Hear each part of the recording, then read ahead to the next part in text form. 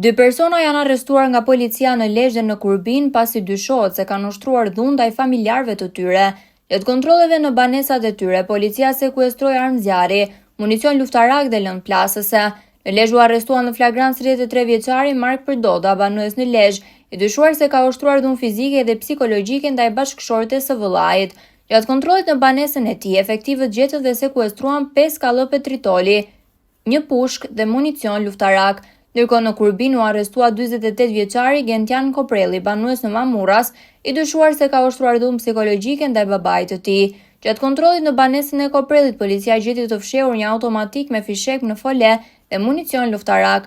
Policia bën me dije se arrestimet u kryen pas njoftimeve për raste të dhunës në familje dhe pas veprimeve të shpejta operacionale nga strukturat e policisë së Lezhës dhe Kurbinit. Materialet procedurale janë referuar prokurorisë së Lezhës për veprime të mëtejshme.